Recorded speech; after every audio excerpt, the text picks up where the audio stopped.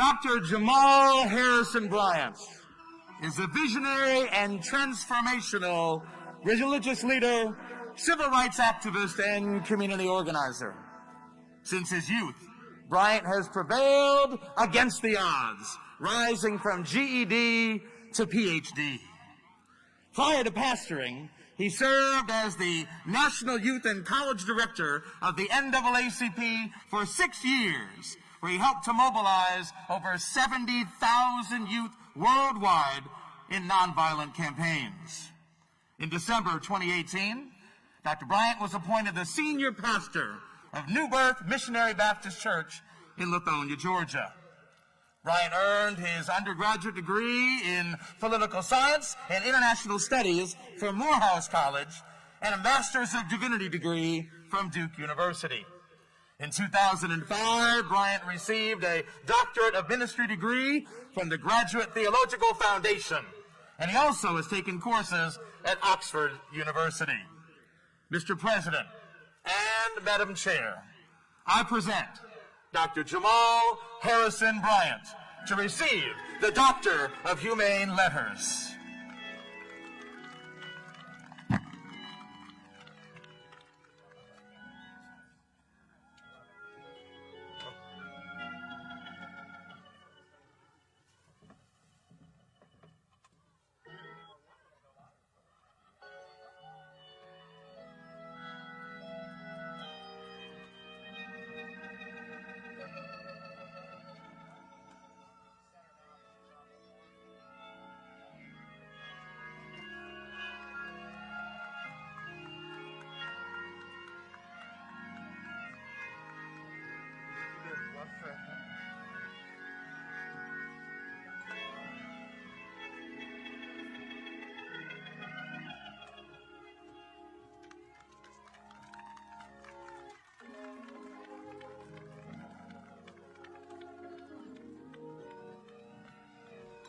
Ladies and gentlemen, receive Dr. Jamal Harrison Bryant.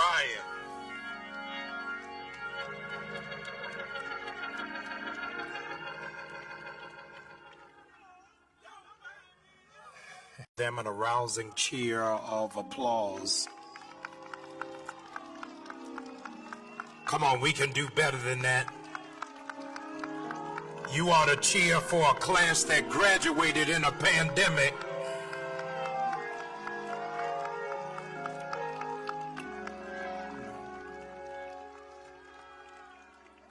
To my noble brothers of Kappa Alpha Psi Fraternity Incorporated, achievement in every endeavor.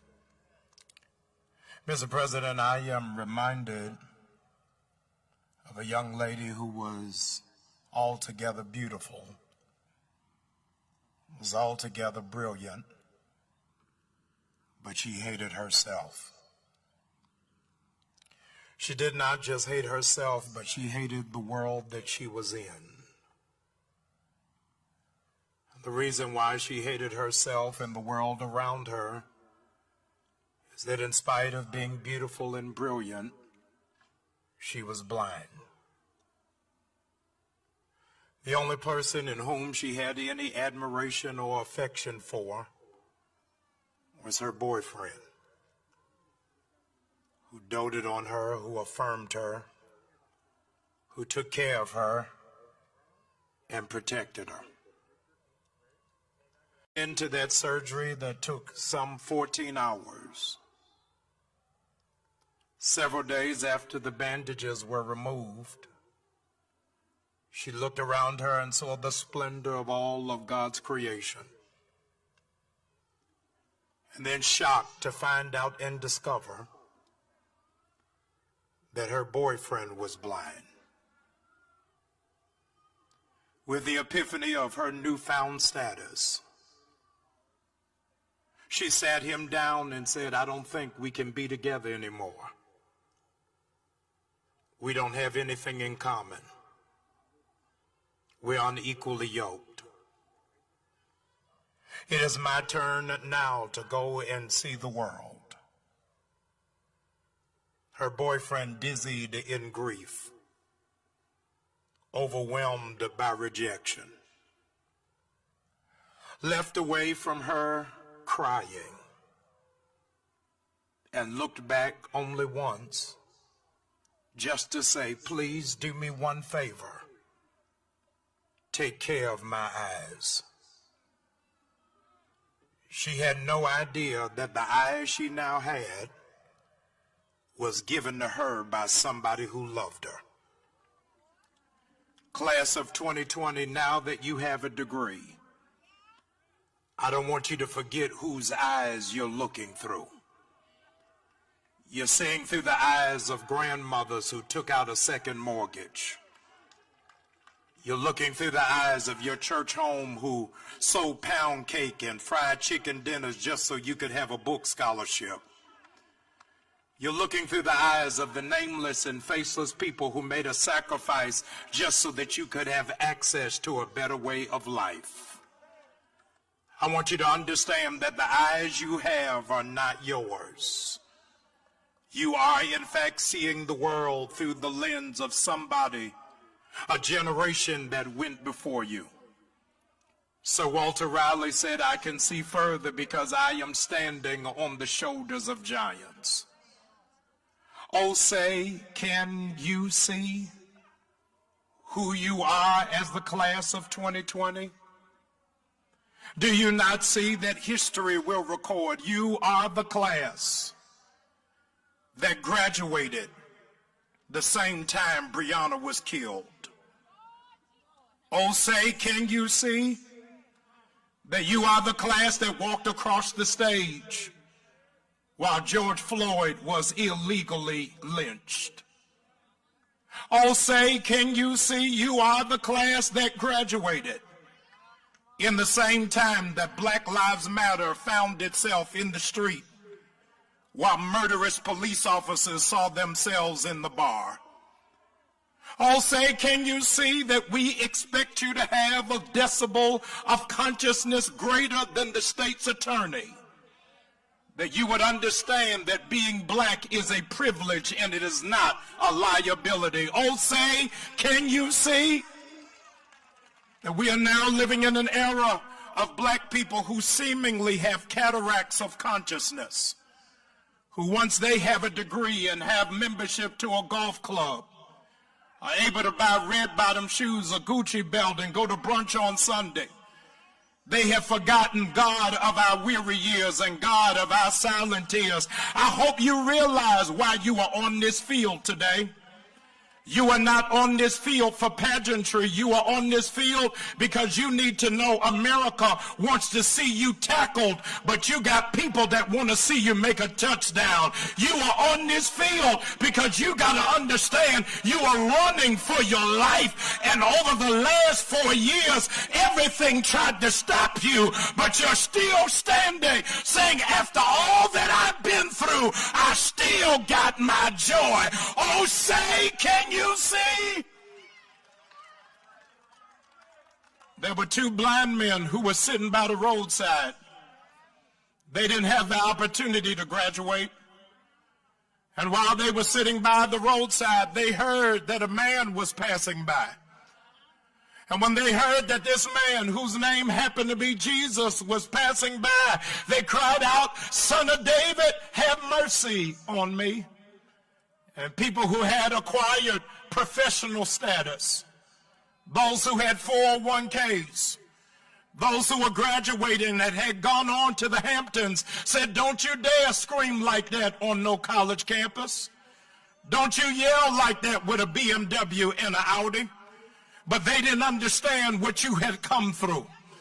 And it is amazing, the people that told the blind man to stop shouting were people who had sight themselves. Don't you let anybody stifle your assignment, your passion, and your purpose. There's got to be a moment in your life that you understand everybody who is your color is not your kind. Everybody who is in your circle is not in your corner. You have survived one of the hardest seasons of your life, but you made it with your head still on straight. That you are not in a rehab this morning. You didn't wake up inebriated, but in the words of your grandmother that never graduated, I woke up this morning with my mind stayed on. I'm appreciative for the introduction that was given of me today, but I want you to know that introduction only gave my New Testament. It didn't give my Old Testament. Yes, I graduated from Morehouse. Yes, I graduated from Duke. Yes, I studied over at Oxford University, but they didn't tell you the real agony behind my testimony. I failed the 11th grade. I got kicked out of high school. My high school guidance counselor said I was not college material. But I had a mother that prayed for me, that understood greater is he that is in me than he that is in the world. And my friends, when I graduated from Morehouse College, I didn't graduate magna cum laude. I graduated thank you, Lordy. I wasn't the smartest, but I persevered and fought my way through, even when other people didn't think that I was going to make it. And you mean y'all going to sit out here as Pharaoh and not give God glory? You ought to keep it 100 and give God your best glory. That's the only reason I'm here, is because somebody prayed for me. What can you see? What are you looking at?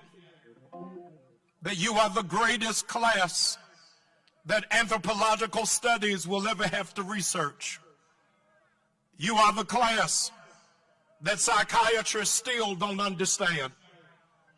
You are the class, 2020, that was born during 9/11 and now graduate during COVID-19. There is something about persistence that is in your DNA, that no matter what is taking place, you still understand, in the words of Maya Angelou, you may write me down in history with your bitter, twisted lies, but still like dust I'll rise. What do you see? What do you see for yourselves and see for your future? That you are in a place that in this hour, we are now trying to figure out why we are fighting for Dr. King's dream. In 2020, you have lived under the worst presidency in the history of democracy. I want to understand, what do you see? That the charge and responsibility of your life, of your destiny, of your assignment, is to make sure, in the words of Fannie Lou Hamer, we sing, we shall overcome, so the generation who comes behind us won't have to come from so far. What do you see? You see that in a place and in a world where the president would call Mother Africa S-hole nations, where the commander-in-chief feels as if he can denigrate women, in a culture that will in fact push for there to be a Supreme Court justice when there has been no justice. Where do we find ourselves, and what do you see? Do you see the fact that 232,000 people have died of COVID and you're still alive? Do you see the fact that 7 million have been diagnosed positive with COVID-19 and you're on this field negative? Do you see the fact that 45 million people are unemployed and the overwhelming majority have the same melanin as you and got no PPE assistance? Do you see the fact that 87% of black businesses will be closed before Easter Sunday? Do you see the fact that there are more of us who are being funded for special education than gifted and talented programs? Do you see the fact that they pay more for garbage collectors than they do for elementary school teachers? Do you see the fact that they'll give you money for a used car but will not give you money for you to start a business? Do you see the fact that they want you to always be renters and not be owners? Do you see the fact that they don't expect you to make a difference and to make an impact, but But you got to let the world know you are not here just for window dressing. You are here to break the glass ceiling and change the world as we know it. It's my first time at Kentucky State. And I was amazed and I was surprised to find out this is the school on the hill. And the only reason why that resonates with me, Mr. President, of it being the school on the hill, is outside of Kentucky State, there's only one significant thing that happened on a hill. And it was 2,000 years ago. On an old hill far away. They hung him high. They stretched him wide. He hung his head. And then he died. Come on, 2020. But that's not how the story ends. 3 days later, he got up with all power in his hands. I want to thank the president. I want to thank the trustees. I want to thank the faculty. I want to thank the students for giving me an honorary degree. But you need to know, I'm not a doctor, I'm a pop star. Keep it going and tap, tap, tap in.